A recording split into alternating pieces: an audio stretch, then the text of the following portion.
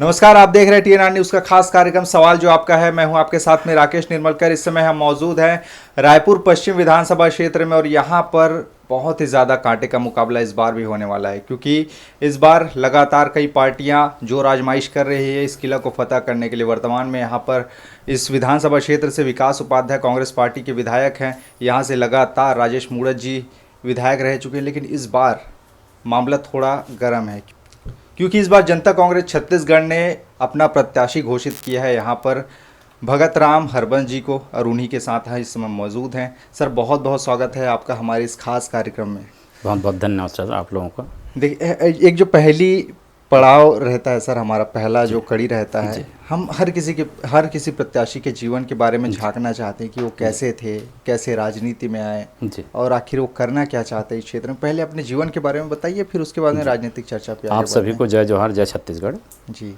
मेरा नाम भगत राम हरबंस है और मेरा पिताजी का नाम स्वर्गीय श्री श्याम जी हरबंस, माता श्रीमती श्री जोतबाई हरबंस। मैं ग्राम सिंगार भाटा मेरा पैतृक निवास है और मेरा 12वीं तक की पढ़ाई बजरंग दास हायर सेकेंडरी अभनपुर स्कूल में संपन्न हुआ है। उसके पश्चात सन 98 से मैं रायपुर में यहाँ आया हूँ।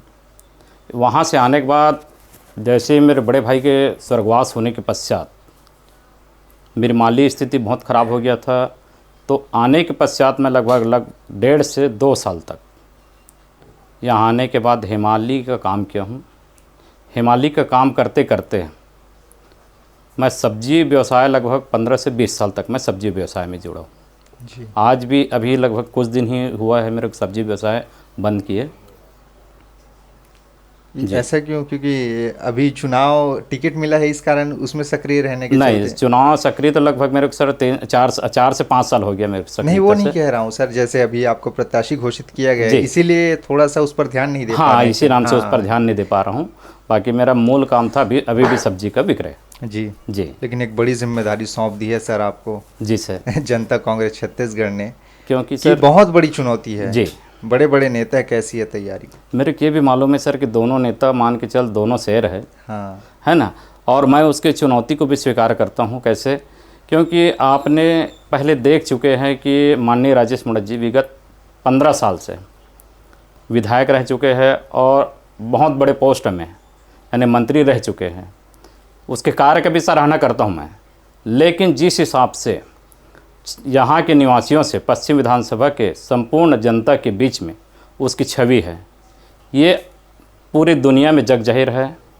क्योंकि उन्होंने उसके रफ़ आवाज़ और जो यहाँ की जनताओं से जो दुर्व्यवहार है, इसी का नतीजा है जिसके वजह से उसको पश्चिम विधानसभा से हार का सामना पड़ा है। जी।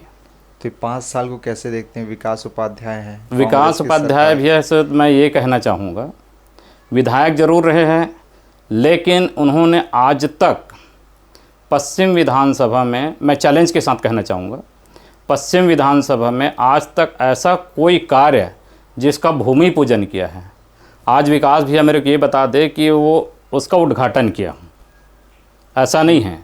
प्लस सभी को समान लेकर चलना चाहिए था, लेकिन वह कुछ ही 1-2 समुदाय को लेकर अभी तक पश्चिम विधानसभा में वहाँ जनसंपर्क और उन्हीं लोगों का बढ़ावा दिया है।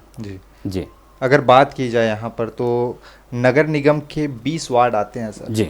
आपने देखा भी होगा, चूंकि आप सब्जी बेचते हैं, कहीं कहीं जा की स्थितियों को। जी। क्या स्थिति है वर्तमान की, और क्या इस पर बदलाव अगर आप करना चाहें आने के वर्तमान की स्थिति ये है सर, जैसे उन लोगों का व्यवहार से पश्चिम विधानसभा के समस्त जनता त्रस्त हो चुके हैं। क्योंकि अब यहाँ की जनता बदलाव के मूड में है, और मैं तो आपको पहले ही बता चुका हूँ, इन लोगों ने अपने जो 1 से 2 समुदाय को लेकर काम किया है, उसके अलावा पश्चिम विधानसभा में किसी प्रकार का काम नहीं किया है। और मैं चूँकि एक छोटा सा सब्जी व्यवसायी हूँ, तो मैं यहाँ की जनता से दिल से जुड़ा हूँ। ये दोनों पार्टी के जो कद्दावर नेता हैं, उनको भी मालूम है कि यह सीट बहुत ही चैलेंजेज है। जी। चैलेंज तो है, लेकिन आप किन मुद्दों को लेकर जनता के बीच में जाएंगे? देखिए, मेरा मुद्दा ये है महोदय जी, जैसे ना अभी कांग्रेस पार्टी ने घोषणा पत्र में दावा किया था कि यहाँ की जनता को सबसे पहले तो शराबबंदी की बात करूँगा मैं। हमारे कांग्रेस के सभी पदाधिकारी ने शराबबंदी की घोषणा किया था। और एक चीज़ बताना चाहूँगा कि उन्होंने गंगा जल की शपथ खाए थे, जबकि हिंदू धर्म के रीति अनुसार गंगा जल को भगवान से भी ज़्यादा महत्व दिया जाता है। तो मैं ये पूछना चाहता हूँ कि वास्तविक में जिस गंगा जल में गंगा जल का कसम खाए थे, वास्तविक में गंगा जल था या कुछ और मदिरापान था? जी, आप लोग तो स्टैम्प पेपर लेकर आ गए। ये हमारा जन घोषणा पत्र है। ऐसा है, दोनों राष्ट्रीय पार्टी को मैं चैलेंज करना चाहता हूँ कि वो अगर स्टाम्प पेपर में जनता से वादा करे तो माने कि वास्तविक में जो अभी वर्तमान में जो घोषणा कर रहे हैं उसमें अमल होगा। हमारे जन घोषणा पत्र में तो शामिल है, हम लोग अगर किसी भी कार्य को, जो हमारे 10 घोषणा है, 10 वादे हैं, अगर इन वादों को पूरा नहीं कर पाते तो हमारे पार्टी ने और हम लोगों ने एक शपथ पत्र में 100 रुपये की स्टाम्प में शपथ पत्र दिए हैं, जिसमें आपके अनुरूप और हम जो 10 वादा किया है, इस वादा को अगर नहीं कर पाते हैं तो आप हमारे अगेंस्ट में किसी भी न्यायालय में जाके न्यायिक प्रक्रिया करा के हमको 2 वर्ष की कारावास की सज़ा आप करा सकते हैं। ये हमारा जन घोषणा पत्र में है। जी, हमने अमित जी से भी बात की थी इस बारे में। उन्होंने कहा कि ये जो पार्टियां हैं, कांग्रेस पार्टी और बीजेपी, इन सब ने देश को लूटा है, अब राज्य को भी लूट रही है। तो क्या ऐसी पार्टी आएगी अगर आपकी सरकार आती है जो सभी को साथ लेके चले? जी, मैं ये कहना चाहता हूँ, भाजपा और कांग्रेस दोनों सगा भाई है, जो आज तक दोनों सगा भाई है, लेकिन ऐसा किसी को नहीं है जिसको ठगा नहीं है। ये दोनों सिर्फ ना घोषणा पत्र और लुभावने वादे का पुलंदा खड़ा करते हैं, लेकिन जैसे ही चुनाव संपन्न आने के पश्चात और उसकी सरकार बनने के पश्चात सादे वादे खोखला हो जाते हैं। जी, लेकिन यहीं पे आते हैं सर, बहुत सारी चुनौतियां इस बार भी है जी। और बात की जाए अगर नगर निगम की यहाँ की, तो सड़कों की हालत देखी जाए या फिर साफ सफाई का मामला हो, सौंदर्यीकरण का मामला हो, ऐसे बहुत से चीज़ें हैं जिनको करना ज़रूरी है। लेकिन आपकी प्राथमिकता में कौन कौन सी चीज़ें रहेंगी? मेरा सबसे पहले प्राथमिकता ये है कि 10 कदम गरीबी ख़त्म, क्योंकि मैं खुद गरीब हूँ जी, एक सब्जी व्यवसायी हूँ, तो मुझे मालूम है कि गरीब क्या होती है और गरीब की दुख दर्द क्या होती है। उन लोग महलों के रहने वाला है, करोड़ों में खेलने वाला, उन लोगों को गरीबी की अहमियत पता नहीं है। इसी नाम से गरीब जनता के साथ विश्वासघात कर रहे हैं। जी। और रोज़गार की अगर बात करें जी, तो चूँकि तो आप सब्जी बेचते हैं जी, और कौन कौन सी रोज़गार की संभावनाएं हैं जो आपके क्षेत्र की जनता को, यदि आप आ जाते हैं तो उसको प्रोवाइड करने की कोशिश मैं सबसे पहले तो ये कहना चाहूँगा महोदय जी, जैसे कि जो भी बेरोजगार है जी, सबसे देश में सबसे विडम्बना है तो बेरोजगारी है। आज हमारे देश में सबसे ज़्यादा बेरोजगार है। आज जैसे आप देख रहे हैं, कांग्रेस ने भी घोषणा किया था कि मैं सबसे पहले बेरोजगारी भत्ता दूंगा। आज 4.5 साल बीतने के बाद कुछ व्यक्ति को सिर्फ राजनीतिक लाभ लेने के लिए बेरोजगारी भत्ता दिया है। ये कहाँ तक का उचित है? उसके पास 5 साल समय था। 5 साल में आपने ये सारे वादा क्यों नहीं किया? और मैं एक चीज़ और बताना चाहूँगा कि जैसे मितानिन बहन लोग हैं, आंगनबाड़ी सहायिका है, इन लोगों से भी वादा किया था कि जैसे मेरी सरकार आएगा तो मैं इन लोगों को नियमितीकरण करूँगा। लेकिन 5 साल बीत गया। मैं काका से भी पूछना चाहता हूँ कि काका, आपने उन महिलाओं के साथ छलावा कैसे किया? तो कम से कम आपने सत्ता में आए थे, कम से कम इन महिलाओं का, उन दुखियों का दुख दर्द करना था, जो पूर्ण रूप से विफल हुए हैं। जी, मैं घोषणा पत्र देख रहा था, आपने भी तो वादा किया है 3,000 रुपये देने का। जी, फिर छलावा आप कांग्रेस पार्टी पर कह रहे हैं, आप भी तो देने की कोशिश कर रहे हैं। हम लोग देने की घोषणा की है, हम लोग स्टाम्प पेपर में लिख के दिए हैं। अगर हमारी सरकार बनता है जी, तो हम लोगों ने 3,000 तो देने का वादा किया है। ये हमारा सबसे पहले प्राथमिकता रहेगा। जी, धान को लेकर बहुत ज़्यादा, किसानों को लेकर बहुत ज़्यादा आज भारतीय जनता पार्टी ने भी घोषणा की है। जी, कितना बड़ा चैलेंज होगा? क्योंकि सबसे पहले भारतीय जनता पार्टी से ये पूछना चाहता हूँ, जो उन्होंने चरून पादुका से लेकर मोबाइल वितरण में सिर्फ और धान खरीदी में अनियमितता किए हैं। आज उन्होंने वादा किया था कि धान के समर्थन मूल्य बढ़ाएंगे और उसके जो बोनस की राशि देंगे, और हमारे काका यानी भूपेश काका जी ने यानी कांग्रेस पार्टी ने भी घोषणा किया था कि जैसे हमारी सरकार बनेगा विगत 2 साल से जो धान के बोनस है उसको देंगे। वो धान के 2 साल के बोनस देना तो बहुत दूर की बात, और कर्जा भी माफ़ी किया है तो सिर्फ ऐसे व्यक्ति का किया है जो उनके कार्यकर्ता है। तो ये सब सारे वादा ढपोसला है और दिखावा है। इस बार भी तो किए हैं कर्ज माफी, इस बार भी किया है, लेकिन अभी चुनाव बाकी है जी। चुनाव के परिणाम बाकी है, नतीजा बाकी है। अभी क्या होता है, जनता किस रुझान में जाते हैं, या पिछले उसके जो किए गए वादा, जनता से किए गए वादा जिसको भूले हैं, तो हो सकता है छत्तीसगढ़ प्रदेश की समस्त जनता उन वादाओं को जी, जी उस वादा को, भुलाए वादा को उसका परिणाम दें। जी।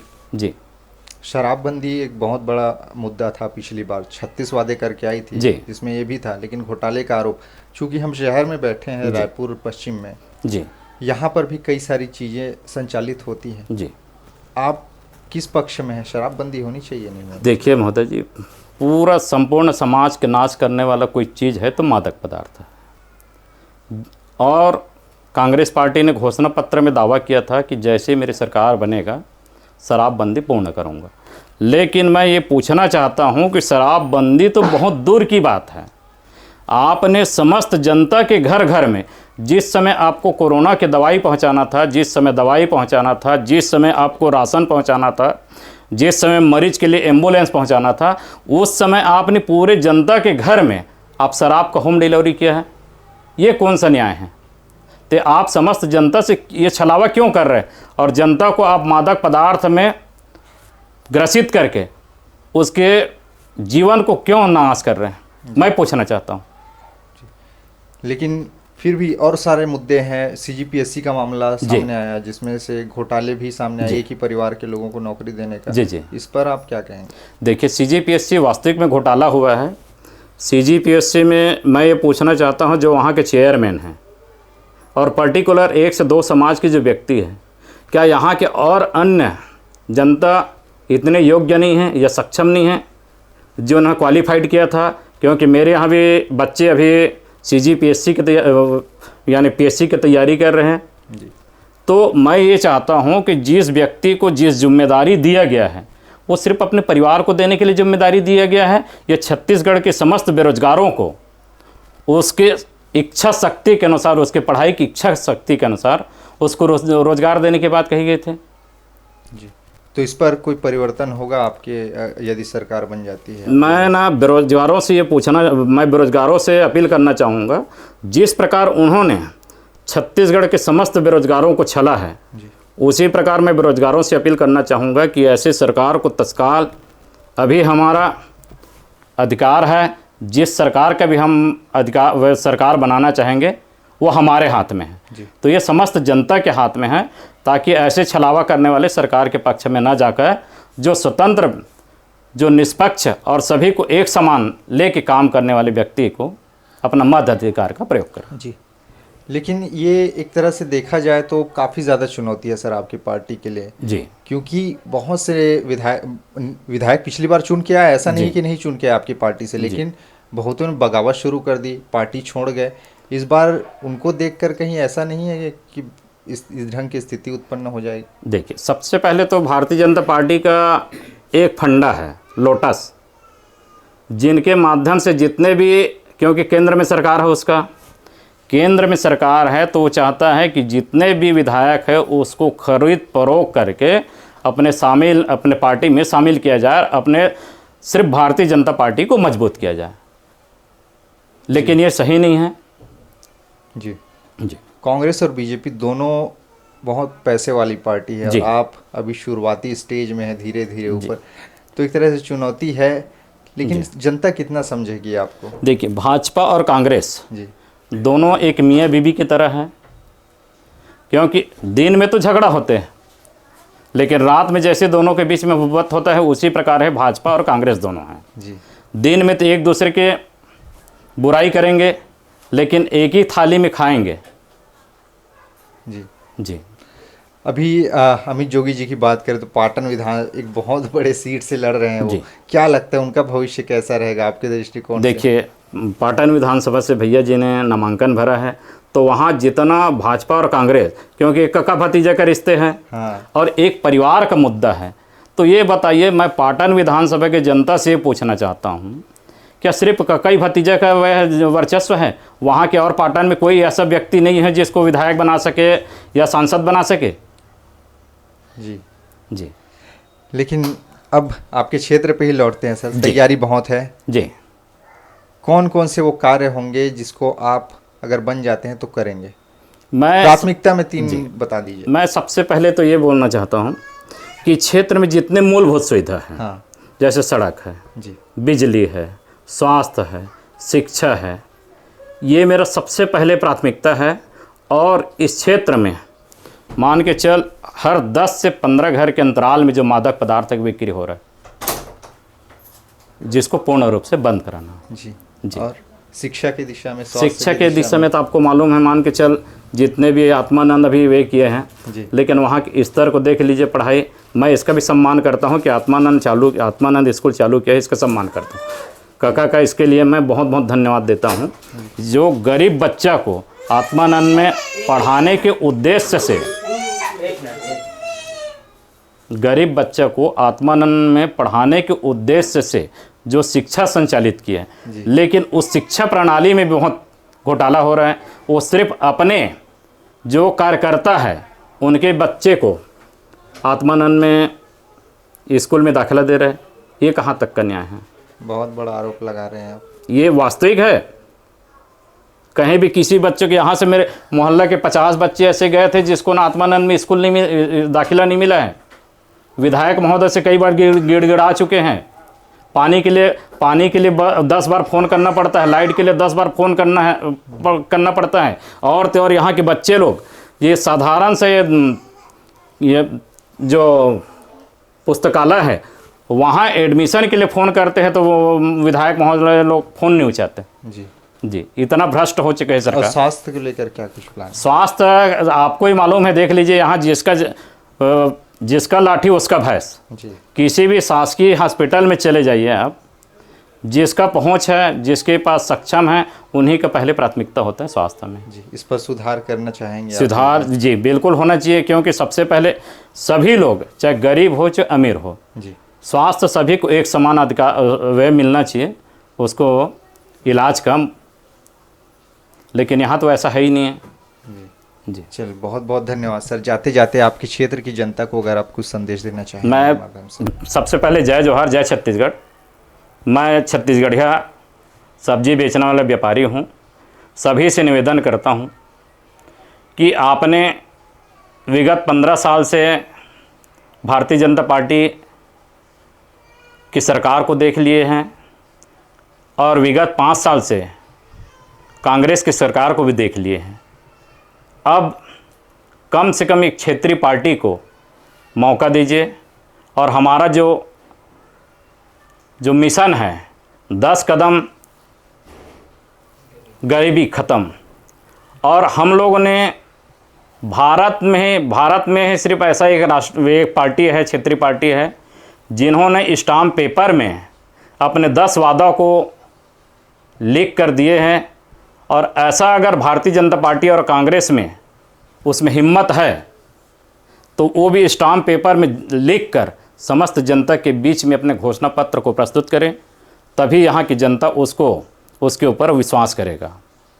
जय जोहार, जय छत्तीसगढ़। तो ये थे रायपुर पश्चिम विधानसभा क्षेत्र से JCCJ यानी जनता कांग्रेस छत्तीसगढ़ के प्रत्याशी भगत राम हरवंश जी, जिनका कहना है कि वो सब्जी बेचते हैं, गरीब परिवार से आते हैं। इस बार अगर मौका देती है तो बिल्कुल पूरे सम्मान के साथ और पूरे ऊर्जा के साथ लोगों के सेवा में तत्पर रहेंगे। साथ ही साथ कांग्रेस और बीजेपी को अपने घोषणा पत्र में चुनौती दे रही है कि अगर उनमें हिम्मत है तो घोषणा पत्र को स्टैम्प पेपर पर लिख के दें। बहरहाल इस खास कार्यक्रम में इतना ही। अगली बार होगी आप सबसे पूर्व मुलाकात, तब तक के लिए अनुमति दीजिए। नमस्कार। जय जोहार, जय छत्तीसगढ़।